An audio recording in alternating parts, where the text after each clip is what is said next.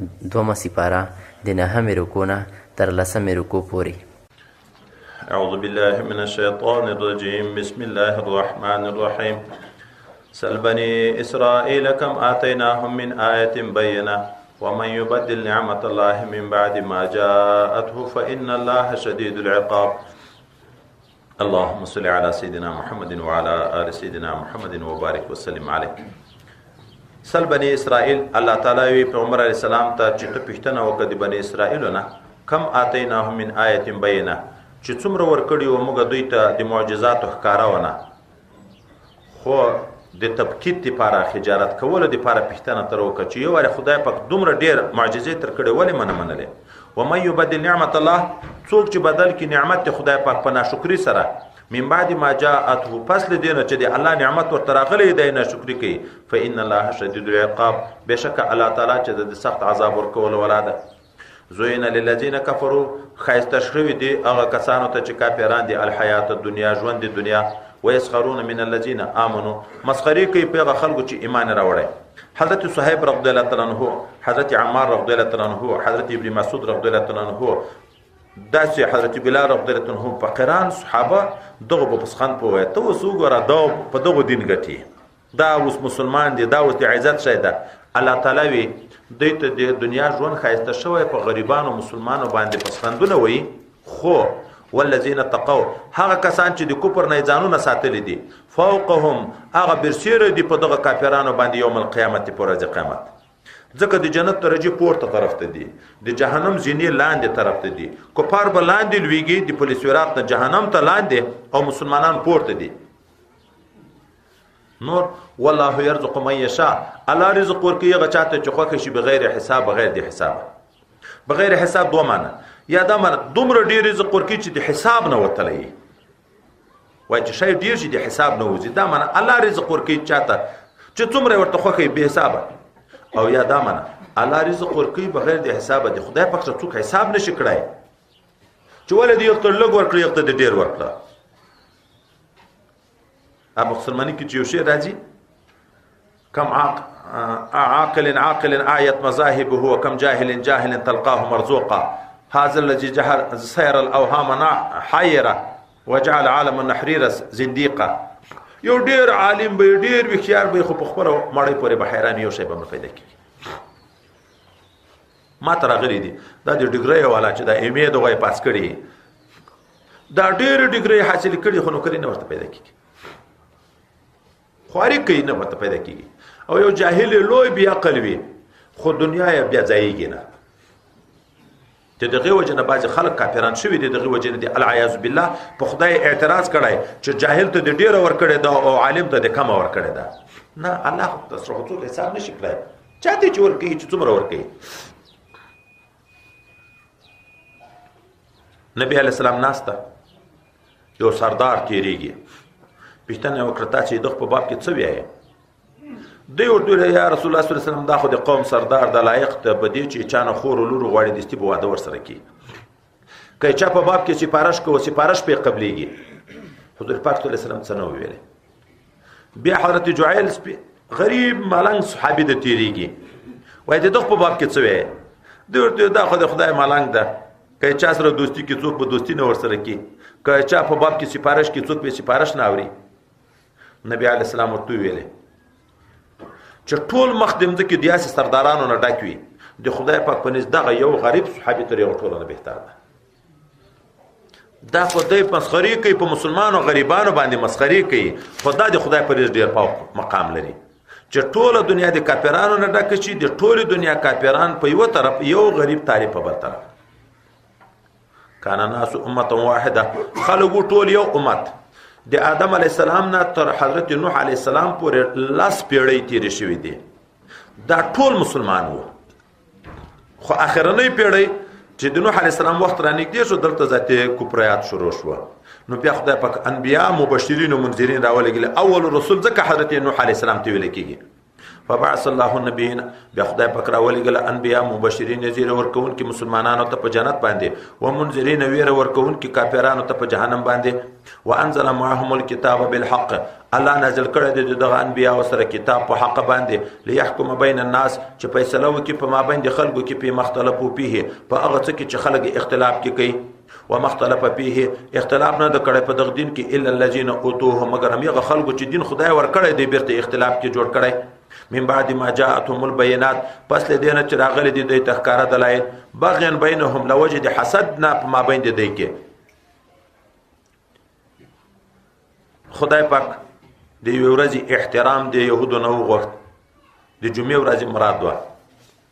د ځان ته د هفته ورځ غوړه کړ چې دا الله خالی ګرځول د خلقت نه چي نه دی کې پیدا کړي نو موږ به خالی ګرځو د کسب نه په خپل عقل د عبادت پر جمعې ورځ موږ نه غواړو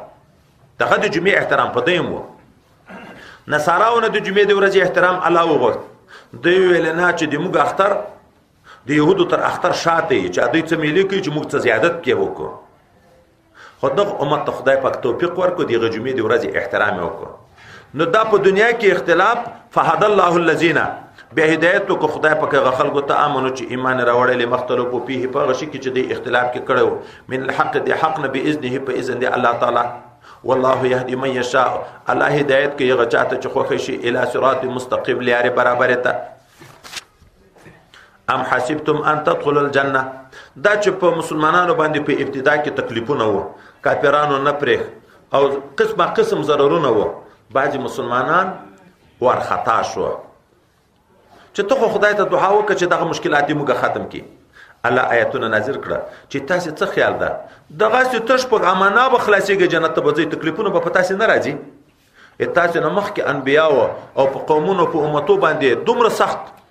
تکلیفونه راغلي چې حتی دغه ته ویل چې د خدای نصرت په څه وخت راځي دا راځي په دنیا کې دا تکلیف مسلمان خامخوي ام حسبتم آیا ګمان کوي تاسو مؤمنانو ان تدخل الجنه چې نه بوزي تاسو جنت ته ولما ياتيكم مثل الذين خلو من قبلكم حال دا چې راغلي بنوي تاسو ته مثال د سختي دیغه کسانو چې تر پخوا تر تاسو تیر شوی دي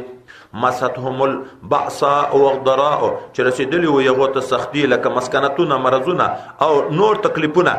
وزلزلوا او بقرار شيو یو خاطه بل خاطه په سختي کې ورخطا شيو حتى يقول الرسول تر دې چې ویل به رسول والذین آمنوا معه او یغه خلکو چې ایمان به راوړي او دیغه پیغمبر سره متا نصر الله کله به د خدای پاک نصرت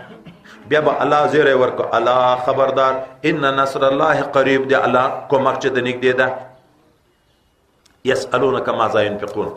مسلمانانو به کله د نبی رسول الله نه پوښتنه کړه چې د خدای په لار کې موږ څه صدقه کو الله جواب نازل کړ یعنی سوالونک سوال کوي د تا نه ماذا ينفقون چې څه صرف کې دی الله په لار کې قلت ورتو یا ما انفقت من خیر څه شي چې صرف کوي په دا اول پښتنه کې دوه بیا را روانه ده د پښتنو کې څه شي ولګو الله مصرف ورته دي څه چې لګوي خو په ځای ولګوي لګي کډيري کوم مال چې خو ځای باندې ولګي ما انفقت من خیر څه شي چې تاسو لګوي د څه خیر نه فللوالدین مور پلار ته ورکوي والاقربین خپلوانو ته ورکوي والیتاما یتیمانو ته ورکوي والمساکین مسکینانو ته ورکوي وابن سبیل مسافر ته ورکوي نور په څه شي کې پښتنه ما کوي و ما تفعل من خیر هر کا چې تاسو د خیر کوي فإن الله به علیم خدای پاک پیغمبر عالم ده دا وسیله رحمت خپلوانو سره خو فرض ده نبی رسول الله صلی الله علیه وسلم صحابي مبارک راغی چې ما سره یو روپۍ ده وای په ځان ولګوا وای بل روپۍ ده را سره وای په اولاد ولګوا وای بل روپۍ ده را سره وای په خپل اهل بیبي ولګوا وای بل روپۍ ده را سره وای په خپل غلام په خادم ولګوا وای بل روپۍ ده را سره نبی رسول الله انت اعلم ته ذات پیږي چې په خپلوانو کې دی اول څوک محتاج یو ته ورکا وابدا بمن تعول خپل کور نه شروع کا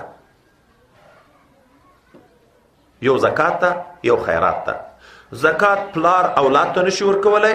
اولاد پلار ته مور پلار ته نشي ورکولای نیکه غور نیکه ته نشي ورکولای لمسی کړوسی ته نشي ورکولای یو خزه میړه ته نشي ورکولای میړه خزه ته نشي ورکولای زکات دا باندې نسبی او سببی په دواړو قرابتو کې باندې یو نور نیکی په نور نیکی کې نور خلکو سره صدقه چوکي یو ثواب ده د خپلوانو سره چوکي دوه ثواب دي ام صدقه د موصله رحمی ده د علماو مجاهدینو سره چې وکړي صوفیانو سره چې وکړي 2 ثواب دي. یو صدقه ده، ام معاونت په نیکی کې ده، په عبادت کې ده. د حضرت ابن مسعود ښځه راغله نبی علیه السلام ته چې صدقه حکم ده، ځکه په خپل میړه باندې صدقه وکم روا ده. نبی علیه السلام ورته وی او تا ته به خدای 2 ثواب درکوي، خو قرابت هم ده، زکات نه ده روا، خو صدقې روا دي. کتب علیکم القتال،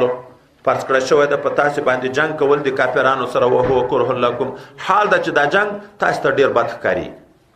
ځان وژلو، د اولاد وژلو داد کې راځي، وطن پاتې کېږي، بندیخانې کې راځي، تکلیفونه راځي. خو الله وی وعسى ان تکرهوا شیئا، شی چې بد بګڼئ تاسو یو شی، او حال ده وهو خیر لکم، دا به تاسو لپاره خیر وي. که ته مړ کېږې، که ته وږی کېږې، تږی کېږې، دنیا کې خو تکلیف ده، خو ابدي زندگی دې په برابرېږي، خیر ده پکې. وعسى ان تحبوا شیئا، او شاید تاسو به یو شی ښه بولئ چې په خپل کور کې کېنم، تجارتونه وکم، دنیا ډېره کم، خو وهو شر لکم، دا تاسو لپاره شر وي، د آخرت ثوابونه محروم کېږئ. والله يعلم، الله عالم ده، وانتم لا تعلمون، تاسو علم نه لرئ، په خپل خیر نه پیږئ. د شیخ الحدیث الحاج خلیفه دین محمد صاحب د نشریاتو شمیره 0029 311 90 11 222